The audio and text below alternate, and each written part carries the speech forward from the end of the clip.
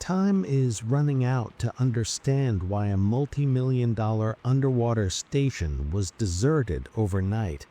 There is a single protocol left on the thermometers, a final rule that seems insane until you see what's moving outside the reinforced glass. We're breaking the silence to show you what they were so afraid of. There are places on this earth that human beings were never supposed to find comfortable, places where the pressure alone is enough to collapse a steel drum like a paper cup, where light has not touched rock or water in millions of years, where the silence is not peaceful but predatory. The Abyss 7 research station existed in one of those places, anchored to a basalt shelf 4,200 meters beneath the surface of the North Pacific Ocean, and for 3 years it operated without a single incident worth reporting. 31 scientists, engineers, and support personnel lived and worked inside its reinforced corridors, conducting research that its parent corporation, a private deep ocean research company called Vantaris Oceanic, described publicly as environmental baseline studies and geological survey work. That description, as we now know, was not even close to accurate.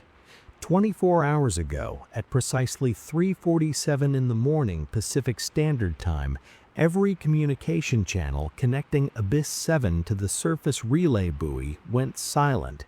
Not degraded, not intermittent, silent.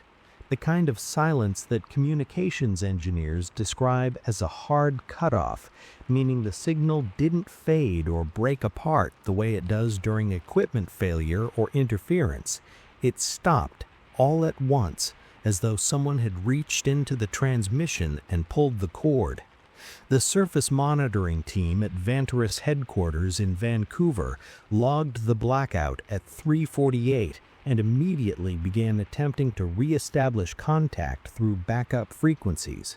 They tried the primary acoustic modem. They tried the secondary fiber-tethered relay. They tried the emergency locator ping that is hardwired into the station's power core, a system designed to function even if every other piece of electronics on board has been destroyed. Nothing came back. What came next was the drone footage, and if you have not seen it, understand that it changes everything about how you interpret what I am about to tell you. Vantaris deployed 3 deep-sea monitoring drones from their surface research vessel within 90 minutes of the blackout. The drones descended on pre-programmed trajectories, and their cameras began transmitting high-definition video approximately 2 hours after launch. The footage they sent back was reviewed by 12 different people before anyone was willing to describe it publicly. And even now, the descriptions people give tend to trail off before they finish the sentence. The exterior doors of Abyss 7 were open, not partially open, not ajar in the way a door might be if a seal had failed or a latch had corroded. The main exterior access hatch on the eastern face of the station, a reinforced steel door rated to withstand pressures in excess of 600 atmospheres and secured by 3 independent locking mechanisms, was standing fully open, swinging gently in whatever deep current moved through that part of the ocean. The secondary personnel hatch on the upper observation module was open. The equipment bay doors on the north side of the facility, doors that required a 6-digit code and a physical key to operate simultaneously, were open. Every external point of entry on Abyss 7 was open, as though someone had gone through the station methodically and unlocked each one before leaving, or as though whatever was inside had simply pushed them from within. The pressure at 4,000 meters does not forgive open doors. The moment those hatches were breached, the internal atmosphere of Abyss 7, maintained at a careful 1 atmosphere of pressure to keep its crew alive, would have been obliterated by the ocean outside. Any human being caught in that transition without a diving suit rated for extreme depth would have died within seconds, not from drowning, but from the violent equalization of two catastrophically different pressure environments. This is why engineers and deep-sea researchers will tell you that no sane crew, no crew following any protocol ever written, would open those doors from the inside. You simply do not do it. It is the one action that every training manual, every safety briefing, every emergency simulation treats as the absolute last resort. The thing you do only when whatever is inside the station is so much worse than the ocean outside that death by pressure seems like the preferable option. The billion-dollar facility had been evacuated in under 10 minutes. We know this because the security footage, which we will return to in detail later, was still recording on an isolated local drive when the drones arrived. The timestamps are clear. At 3:39 in the morning, the corridors of Abyss 7 were occupied. Personnel were visible moving through the main junction, the laboratory wing, and the residential module. By 3:47, the station appeared empty. 8 minutes. The crew of 31 people, living 4,000 meters underwater with no conventional means of rapid ascent, vanished from their station in 8 minutes. They left their meals half-eaten on the cafeteria tables. They left their personal tablets and their books and their photographs of families on the surface. One researcher left a prosthetic leg on the floor next to her bunk, which is not the action of someone who had time to think about what they were leaving behind, or someone who intended to come back. And here is the detail that has consumed every analyst who has reviewed this case since the blackout was reported. The emergency submersible bays, the escape pods that every deep-sea station is required by international maritime regulation to maintain for exactly this kind of evacuation scenario, were full. Every single pod was still docked. The crew of Abyss 7 did not escape to the surface. They opened the exterior doors of a pressurized deep-sea station and they went into the ocean. At 4,000 meters, in darkness, with no suits rated for that depth, and they have not been seen since. There is a moment when you are looking at that drone footage, watching those doors hang open in the cold current, when your brain tries to construct an explanation that makes sense within the boundaries of normal human experience. It tries very hard.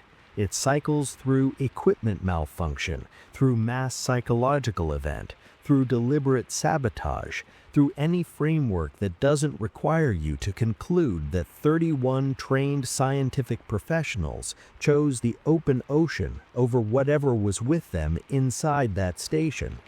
And then you look at the footage for another few seconds and you notice something in the lower right corner of the frame.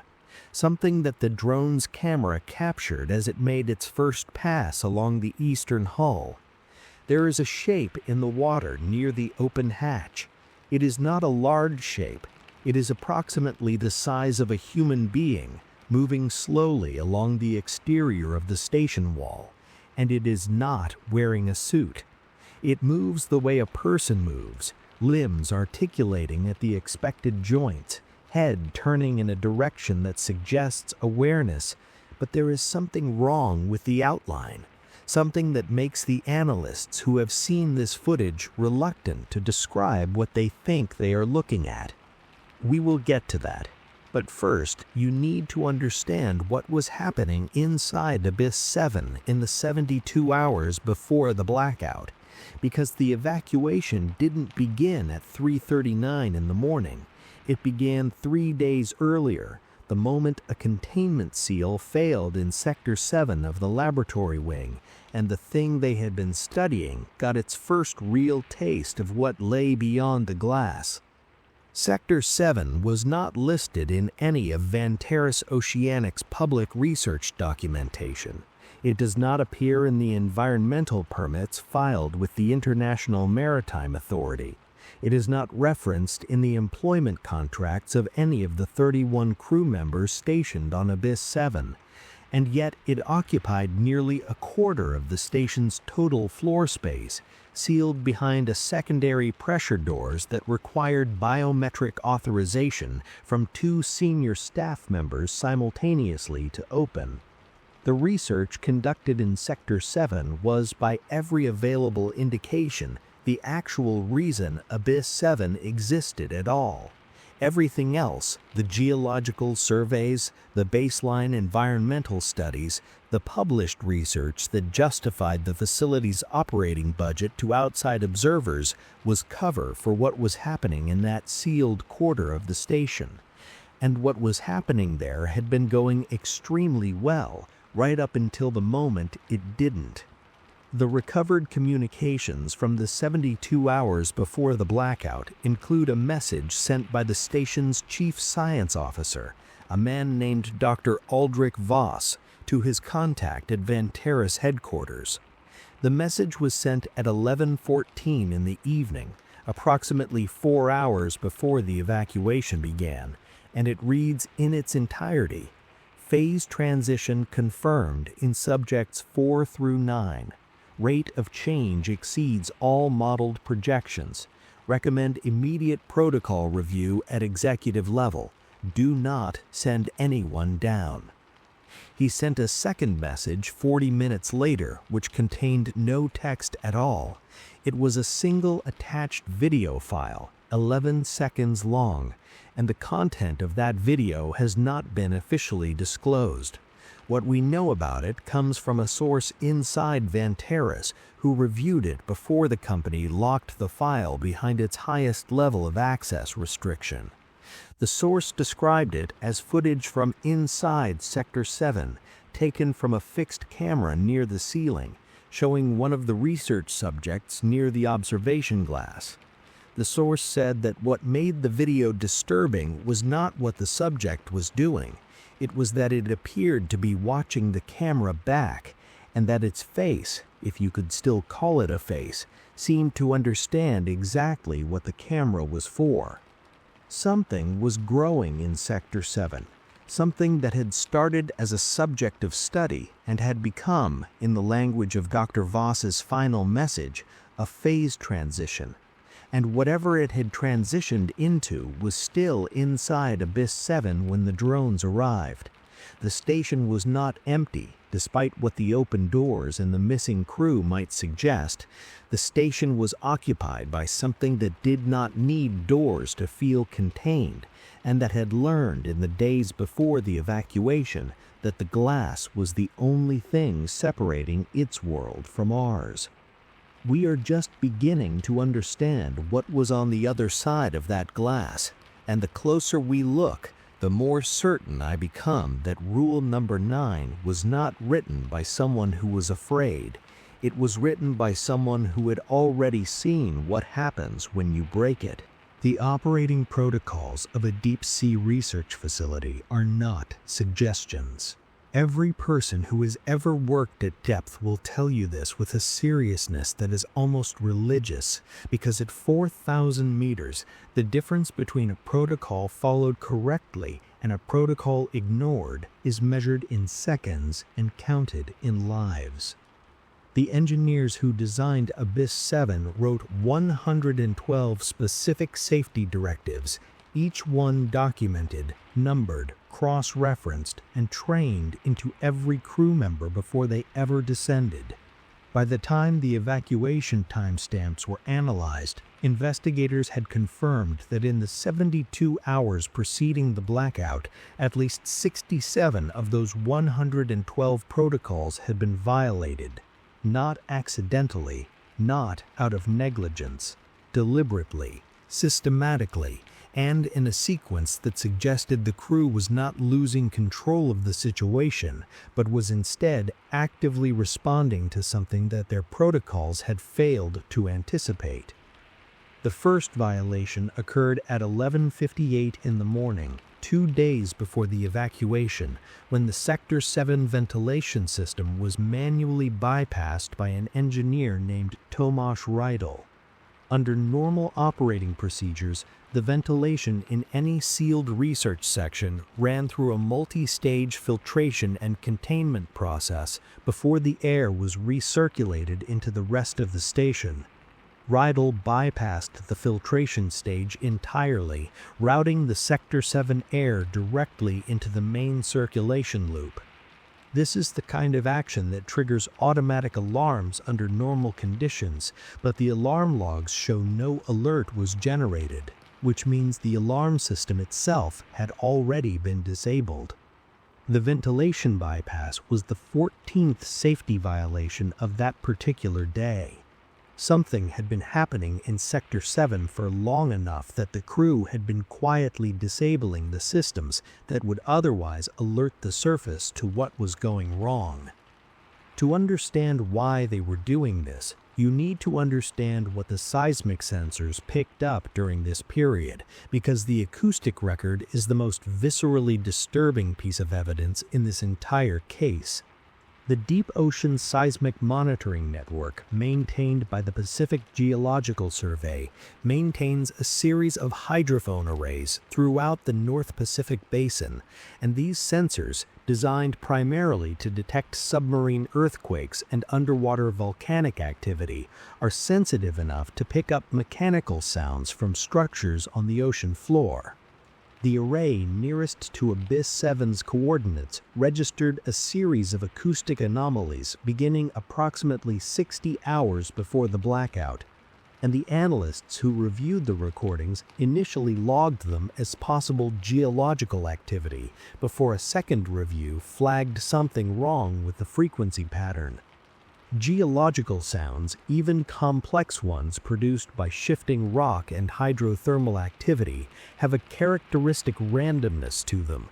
The frequencies vary without pattern, the intervals between acoustic events are irregular, and the overall signature reads as noise, purposeless and undirected. The sounds captured near Abyss 7's coordinates during those 60 hours were not like that. They had a rhythm. Not a precise mechanical rhythm like the operation of pumps or generators, but an organic rhythm, the kind produced by a body rather than a machine. A pattern of intervals that repeated, varied slightly, repeated again, as though something was exploring a range of frequencies, testing the acoustic properties of the water around the station, learning what sounds carried and what didn't. The hydrophone array registered these sounds at regular intervals throughout the 60-hour period, and in the final 6 hours before the blackout, the intervals shortened. Whatever was producing those sounds was accelerating, becoming more frequent, more urgent. The last acoustic anomaly registered by the array occurred at 3:46 in the morning, 1 minute before the communication blackout, and its frequency was unlike anything that preceded it. The analysts who reviewed the recording described it as something between a vibration and a tone, and noted that it was produced from within the station itself, from something that had moved inside and had found a surface it wanted to resonate against. The experimental failure that preceded all of this was not a dramatic explosion or a catastrophic breach. It was quieter than that, and in some ways that makes it more disturbing. The recovered internal logs from Sector 7 document a period of research that Van Terrace Oceanic had designated under the project classification Bathyal Convergence, a study of the adaptive biological mechanisms of organisms recovered from the Hadal Zone, the deepest regions of the ocean trenches, where pressure, darkness, and near total absence of nutrients had produced life forms that operated on principles fundamentally different from anything in the surface ecosystem. The organisms collected for this research were, at the time of their collection, classified as microbiological, single-celled extremophiles of the kind that have been found in deep ocean environments before, remarkable for their resilience, but not at the time for anything else. What made them remarkable, what earned their placement in Sector 7 rather than in the standard laboratory modules, was what happened to them in captivity. Over approximately 18 months of observation, the Bathyal Convergence organisms had demonstrated what Dr. Voss's logs described as cooperative complexity emergence, meaning that the individual organisms, in proximity to each other and to larger biological structures, had begun to function collectively in ways that no individual organism was capable of. They shared information through mechanisms that the research team did not fully understand. They responded to stimuli not as individual cells, but as a unified system. And at some point, in the month before the evacuation, they had come into contact with biological material that was not part of the original sample, and the cooperative complexity had expanded to include something significantly larger than a single-celled organism. The experimental failure was the contamination event. Something organic had entered Sector 7's sample environment, and the Bathyal Convergence organisms had done what their entire 18 months of behavior suggested they would do. They had incorporated it. They had extended their cooperative network into a new and much more complex biological structure, and the resulting system was not what either structure had been on its own. Dr. Voss's logs, written in the careful clinical language of a scientist who was actively trying not to acknowledge what he was seeing, referred to the contamination event as an unexpected substrate integration, and noted that the integrated subject, meaning the larger organism that had been incorporated into the network, was demonstrating novel behavioral outputs inconsistent with its baseline profile. In the margin of one log entry, written in handwriting that the pressure of the pen suggests was applied with considerable force, was a single additional note. It read, "It recognizes us." The crew had spent 3 days watching something in Sector 7 recognize them, learn from them, and grow in a direction that their scientific frameworks had no language for. They had violated 67 safety protocols in those 3 days, not out of panic, but out of a methodical attempt to slow or understand a process that moved faster than their ability to document it. By the time Tomasz Riddell bypassed the ventilation system, the crew of Abyss 7 was no longer conducting research, they were negotiating. And the last entry in Dr. Voss's personal log, recorded 4 hours before the evacuation, suggests that the negotiation had reached a conclusion, though not the one the crew had hoped for. The entry reads, "It doesn't want to be studied anymore. It wants to study us. I don't think we are in a position to refuse." 4 hours later, the crew was gone, and the doors were open. But there is something that the evacuation timeline doesn't explain, something that has sat at the center of this investigation like a weight that nobody wants to lift. 31 people went into the ocean at 4,000 meters with no suits capable of sustaining them. They should have died within seconds. The pressure should have been immediately and catastrophically lethal. But the drones that arrived 2 hours later found something moving along the hull of the station, something approximately the size and shape of a human being, and it was moving with deliberate intelligence in conditions that should have made human life impossible.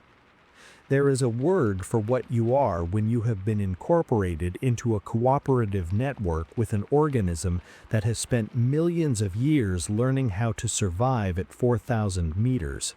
That word is not dead. And the thing moving along the hull of Abyss 7 was not the last thing the drones encountered on that first survey. When the third drone made its pass along the upper observation module, Its proximity sensors registered contact with something that the drone's collision avoidance system was not designed to process. The footage from that drone ends at that point, not because the recording stopped, but because the drone itself stopped. It was found by the second survey team resting on the basalt shelf 60 meters below the station. Its camera housing had been carefully removed, its memory card was missing, and on the smooth alloy surface of its main body panel, something had traced a pattern in the silt, deliberate lines drawn with what appeared to be a finger, forming a shape that two separate analysts identified as a human handprint.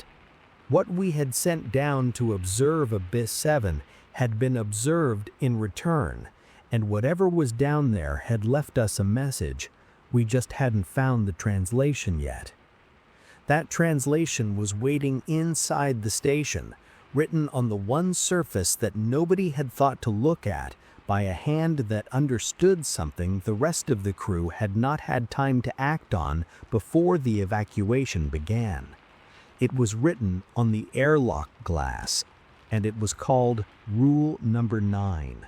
There's a particular kind of dread that comes not from witnessing something terrible, but from reading the instructions left behind by someone who witnessed it and survived just long enough to warn you. It is the dread of the message in the bottle, the note under the floorboard, the words scratched into the wall of the cell by the person who was there before you. Rule number 9 is that kind of dread, and the circumstances of its discovery make it worse rather than better, because the person who wrote it did not write it during the evacuation. The handwriting analysis conducted on the original photographs is unambiguous on this point. The message on the airlock glass was written in a substance that has been preliminarily identified as a biological compound native to the deep ocean environment, and the stratigraphy of the condensation patterns on the glass confirms that it was written after the external doors were opened, after the pressure equalized, after the station, by all conventional logic, should have been uninhabitable. Someone, or something that remembered being someone, wrote Rule Number 9 after the crew was gone. The first survey team that entered Abyss 7 after the blackout was a 4-person Vantris contractors, 2 engineers, and 2 security personnel, who descended in a pressurized submersible approximately 18 hours after the drones completed their initial survey. Their helmet cameras and audio recording equipment captured everything from the moment they docked at the station's secondary airlock, which had been sealed from the inside between the time of the first drone survey and their arrival, a detail that the contractors noted in their audio feed with a composure that suggests either extraordinary professional discipline or a complete failure to process what it meant. The station's internal pressure had been re-equalized. The environmental systems were running. The lights were on. The station was operating as though the evacuation had never happened, as though the open doors and the missing crew and the drone footage were all part of a scenario it had already solved and moved past. The contractors moved through the main junction and into the primary corridor, and the audio from this section of their recording is largely unremarkable. Equipment sounds, the hum of the life support system, footsteps on the metal decking. The lead contractor, a man named Finn Alexander, commented that the cafeteria tables were still set from the last meal, food still on the plates, chairs pushed back as though people had stood up in a hurry. He noted that the personal effects in the residential module had not been touched since the evacuation, that the photographs and tablets and books were all where the security footage had shown them in the final hours before the blackout. He noted that the prosthetic leg was still on the floor next to the bunk where it had been left. His tone throughout these observations is professional, measured. the practiced neutrality of someone who has been trained to document without interpreting. It is not until he reaches the primary airlock interface that his voice changes. The primary airlock interface is a large panel of reinforced polycarbonate glass, approximately 2 meters wide and 1 meter tall, set into the wall beside the station's main exterior access point. It serves as both a visual inspection window for the airlock chamber and a display surface for the interface controls. When Finn Alexander's camera turned toward it, the first thing that is visible in the recording is the reflection of the station's lights in the glass, and then, as he steps closer, the words become clear. They were written in vertical columns of text, small and precise, covering approximately a third of the glass panel, and the writing is not frantic or disorganized. It is careful, patient, the handwriting of someone who had time to think about every word.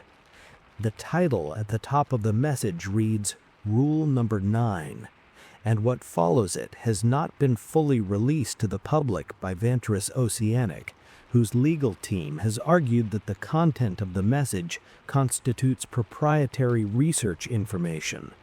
What has been released, through a combination of the contractor's audio recording and testimony from 2 members of the survey team, is a partial reconstruction, and even the partial reconstruction is enough to fundamentally alter your understanding of what is inside Abyss 7.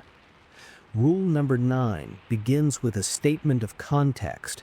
It describes in compact clinical language that mirrors the style of Dr. Aldrich Voss what the Bathyal Convergence organisms had achieved in the final weeks of the research period. It describes the contamination event not as an accident, but as an inevitability, and it notes that the organisms had been attempting substrate integration for months before the event officially occurred, that the crew had simply not recognized the early stages for what they were. It describes the post-integration state of the affected subjects in terms that are careful not to use the word transformation, opting instead for a phrase that translates from its technical notation as environmental alignment, which refers to the process by which the integrated network had reconfigured the biological parameters of its incorporated material to match the deep ocean environment rather than the surface environment. In simpler terms, the people who had been integrated were no longer optimized for the surface. They were optimized for 4,000 meters, for darkness, for pressure, for the cold. They did not need the station's atmosphere any more than the creatures outside needed it. They had become something that belonged to the deep ocean in a way that no human being had ever belonged to it. Rule number 9 then addresses, specifically, the question of the glass. It states that at some point in the integration process, the emergent network develops an acute sensitivity to contained pressure, that the maintenance of a pressurized environment within a sealed structure reads to the network's collective sensory apparatus as a form of signal, a beacon. The rule explains that the vibration of glass under differential pressure is interpreted by the network as communication, a language of resonance that the network finds significant enough to respond to, and that the response, when it comes, will manifest as a return vibration, a reciprocal resonance conducted from the outside surface of the glass against the inside. The rule states, with a directness that cuts through all the clinical framing that preceded it, that if the glass begins to vibrate from the outside, you are not to respond. You are not to speak. You are not to move toward the glass. You are not to attempt to communicate in return. The network learns through contact, and contact through the glass, even indirect contact in the form of a voice or a footstep that the network can feel through the hull, is enough to initiate the integration process at a distance. The glass is not a barrier, the rule explains. It is a medium. And if something is using it, the only correct response is to treat it as though it is not there at all. This is the rule that was omitted from every training manual, every corporate briefing, every emergency simulation that the crew of Abyss 7 had been given before their deployment. And the reason it was omitted is stated in the final paragraph of Rule Number 9, in language that is no longer clinical at all, in language that reads as the words of a person who had finally stopped trying to be a scientist about what they were describing.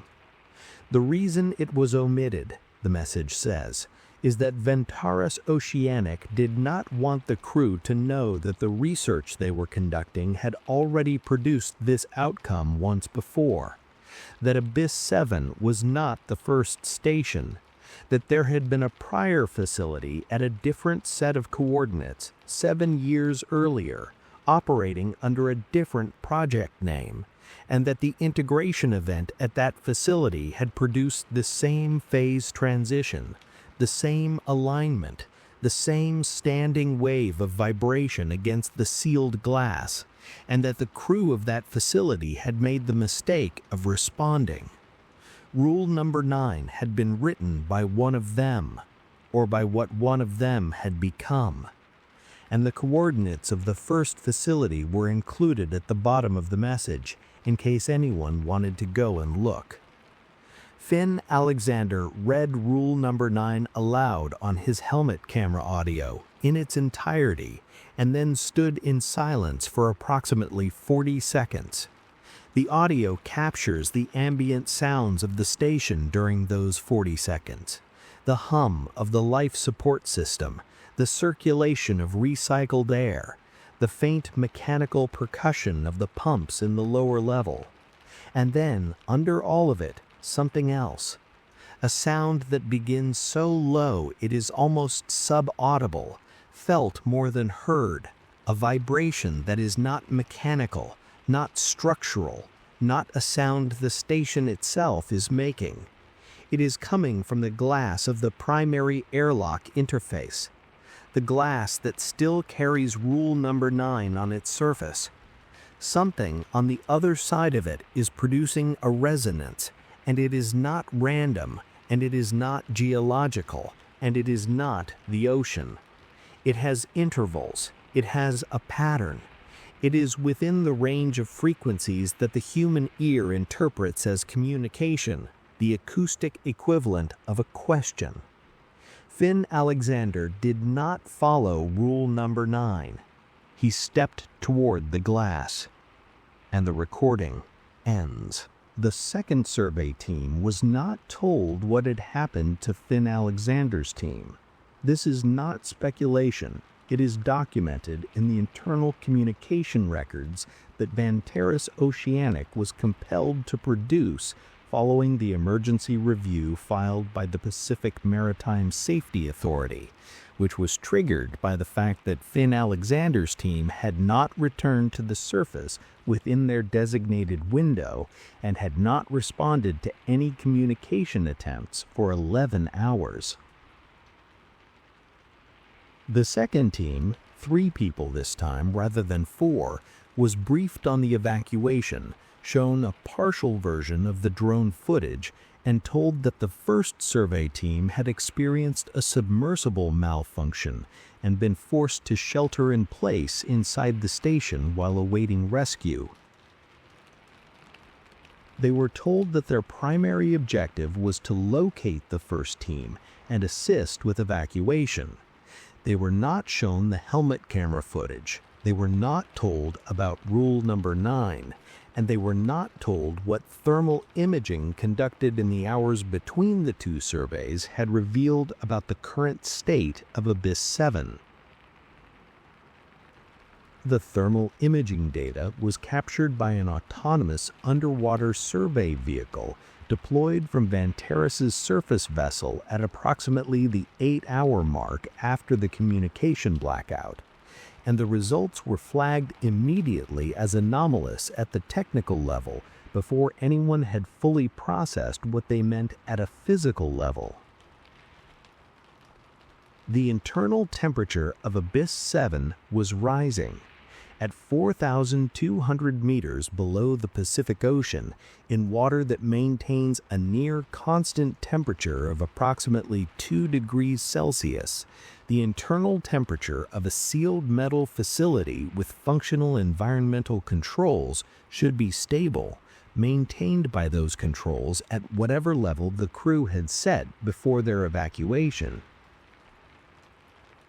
The thermal imaging showed that the interior of Abyss 7 was running 14 degrees warmer than ambient ocean temperature and rising, not because the environmental controls had malfunctioned and allowed heat to accumulate, but because the environmental controls appeared to be actively generating warmth, as though the station had been reprogrammed to maintain a thermal environment that was different from the one designed for human habitation.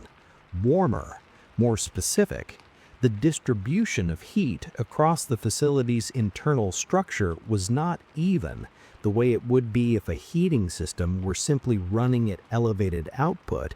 It was concentrated, heaviest in Sector 7 and the observation deck and the primary corridor between them, creating a thermal gradient that the survey vehicle's sensors mapped as a path, a route of elevated temperature connecting the places where the biological activity was most concentrated. The observation deck, which the drone footage had shown to be clear on the first pass, was not clear anymore. The thermal imaging and the high-definition exterior cameras deployed by the second drone survey captured what the official Vanteris documentation describes as an unidentified biological growth structure, covering approximately 60% of the observation deck's transparent polymer viewing panels. The growth was not a plant. It was not a colony of sessile marine organisms of the kind that commonly attach to submerged structures.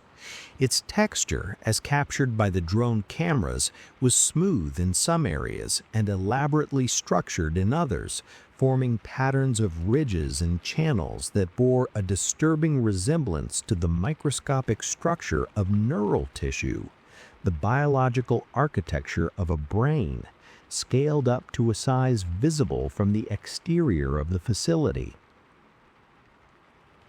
The growth was not static.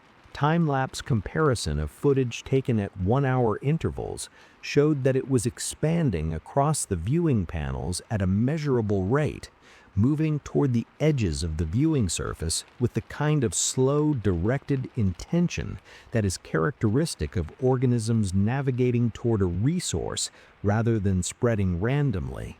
It was moving toward the seams between the panels, toward the joints, toward the points where the structural integrity of the viewing surface was weakest. And inside the station, the security cameras were still running. The station's internal camera system, operating on the isolated local power loop that had kept the recording drive intact during the evacuation, continued to capture footage of every corridor and every module throughout the hours between the survey team's visits. And that footage was recovered by the second team and has since been partially reviewed by the safety authority's technical consultants. Most of what the cameras recorded in the empty station is unremarkable. Empty corridors, the cafeteria with its untouched meals, the residential module with its scattered personal effects. But in the footage from the Sector 7 access corridor, which the cameras covered from both ends, there are shadows that do not correspond to any light source within the station, moving along the walls at intervals that match the acoustic rhythm captured by the hydrophone array. Shadows that have the proportions of human figures, but move with the fluid, pressure-adapted quality of deep-sea organisms, as though the bodies casting them have learned to operate in an environment where buoyancy and gravity work differently than they do on land. In the footage from the primary laboratory module, the camera nearest to the Sector 7 access doors captured something at the 4-hour mark after the evacuation that the technical consultants took 3 separate viewings to fully process. The door to Sector 7, which had been sealed and locked according to the footage from before the evacuation, was open in the 4-hour recording. And standing in the doorway, partially illuminated by the laboratory's emergency lighting, was a figure. The figure was approximately the height and build of a human being. It was standing in a posture that appeared to be deliberate, positioned at the center of the doorway frame in a way that suggested it was aware of the camera and had chosen to be visible to it. Its features in the low emergency lighting were not fully distinguishable, but the technical consultants noted 2 things about it that they included in their formal report. The first was that its skin appeared to have a quality inconsistent with surface-adapted human biology, a texture and translucency that the consultants described with the careful hedging of people who are afraid of how their words will be received as potentially indicating significant physiological modification. The second was that it was holding something. In one hand, positioned in a way that suggested intentional display toward the camera, it was holding what appeared to be a memory card, the kind used in underwater drone systems. Finn Alexander's team had been carrying drones. The second survey team descended without knowing any of this. They entered Abyss 7 through the secondary airlock, moved through the main junction, found the cafeteria and the residential module exactly as documented, and proceeded toward the primary corridor. Their audio and camera feeds were transmitted to the surface relay in real time, and the records of those feeds are held by the Pacific Maritime Safety Authority as part of the ongoing investigation. What they show in the primary corridor, approximately 12 meters from the airlock interface and rule number 9, is the 4 members of Finn Alexander's team, standing, facing the corridor wall, not moving. Their suits intact, their equipment still on their bodies. Alive in the sense that their life sign monitors, readable remotely through their suit transponders, were registering cardiac and respiratory activity. Alive in the sense that they were breathing, but not responding to voice contact, not responding to physical touch when the second team's lead reached out to Alexander's shoulder, and not recognizable in their behavior as people who were oriented toward the world in the way that the word alive is usually meant to imply. One of them turned when the second team arrived. Just one. Alexander himself. He turned slowly, with the underwater quality of movement that the security camera footage had captured in the shadows of Sector 7 corridor, and he looked at the second team's lead with an expression that the lead, in her subsequent testimony to the safety authority, described as not empty, not confused, but complete, like someone who has finished a very long calculation and found that the answer was exactly what they expected. And then he raised one hand and placed it flat against the corridor wall. And the wall vibrated. Not mechanically, not structurally.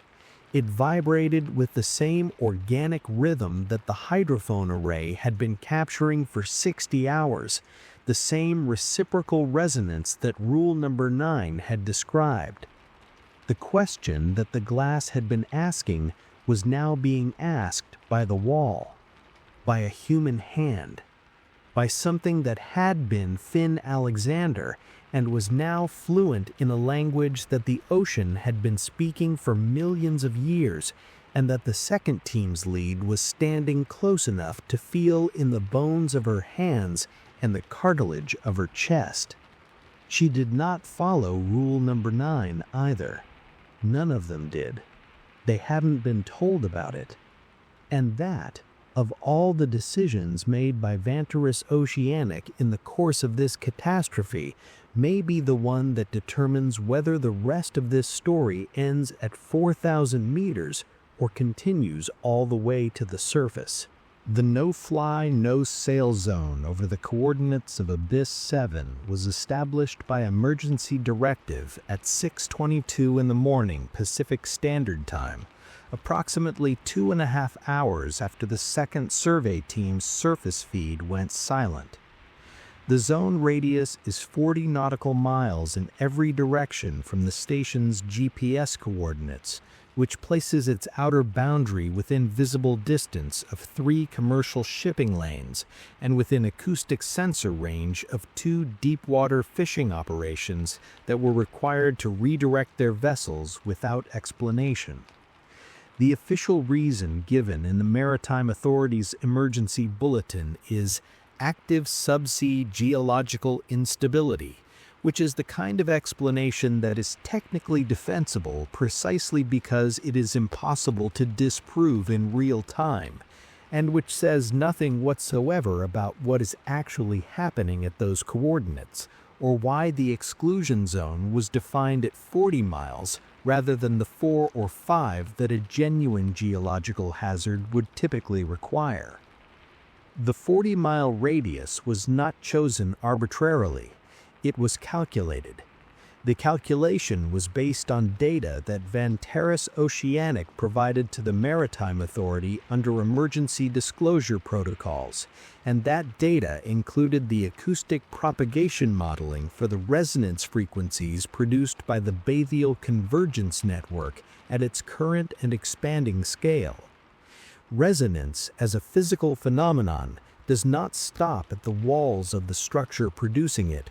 It travels through water, through rock, through the hull of any vessel that happens to be within its propagation range, and water, particularly deep ocean water under high pressure, is an extraordinarily efficient medium for acoustic transmission, capable of carrying sound signals for distances that would be impossible in air. The resonance produced by the Abyss 7 network at its current and expanding scale was modeled to be detectable at the surface level at a range of approximately 38 nautical miles.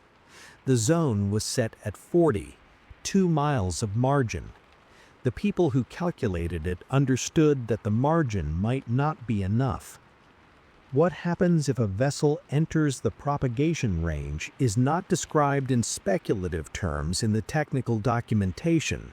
It is described in observational terms, based on what happened to the 2 survey teams, and according to a classified addendum that has been partially leaked through the Safety Authority's external review process, based on the outcomes at the first facility 7 years ago, the one whose coordinates were included at the bottom of rule number 9.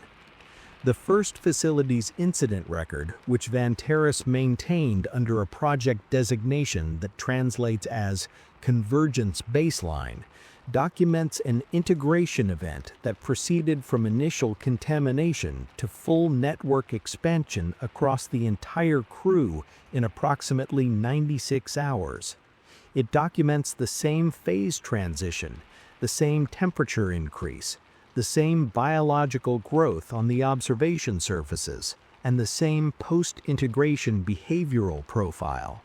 Subjects maintaining human physical structure, but operating according to a different biological and perceptual framework, one oriented toward deep ocean environmental conditions, one that experienced the resonance of glass and metal and water not as sensation, but as language. The first facility's crew, like the crew of Abyss 7, did not die in any conventional sense of the word.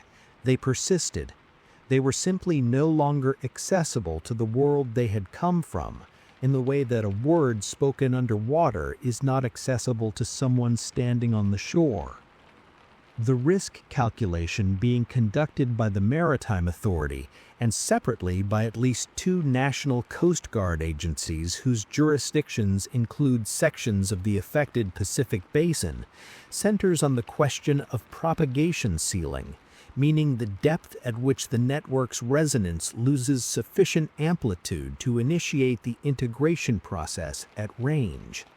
This is a calculation that requires knowing the current scale and output of the network, and the current scale and output of the network is based on the integration of a minimum of 62 human beings over a period of 5 days, combined with the original Bathyal Convergence organisms and whatever else in the deep ocean environment the network has incorporated in the time since the evacuation.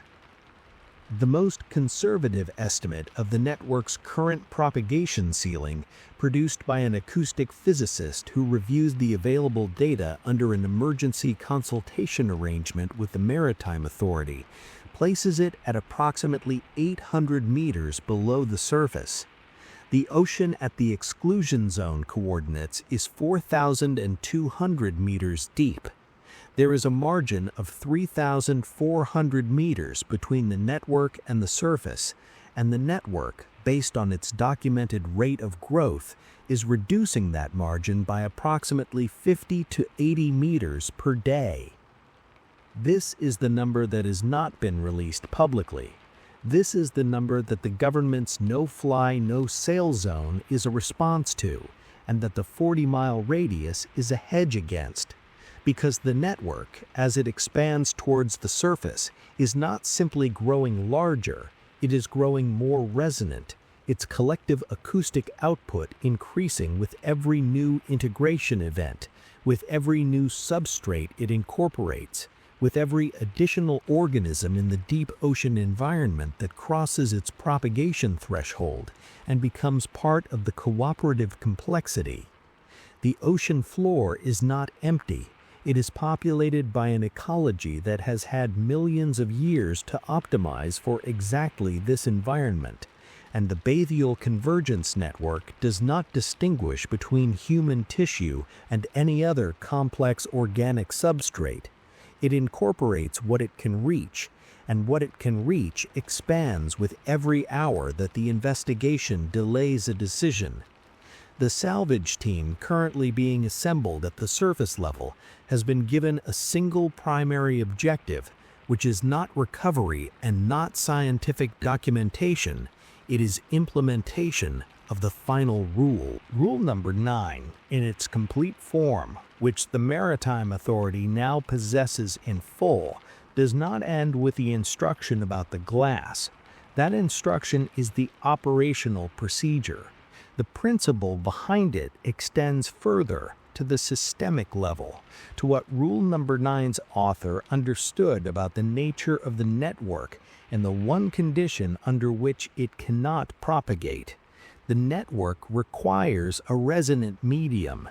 It travels through vibration, through contact, through the transmission of its frequencies across any surface with sufficient acoustic conductivity. Water is such a surface, metal is such a surface, glass is such a surface, but certain compounds developed in the material science research that preceded the Bathyal Convergence project by nearly a decade possess an acoustic impedance high enough to break the transmission chain, to absorb the resonance rather than conducting it, to make the medium the network uses into a dead end. These compounds exist.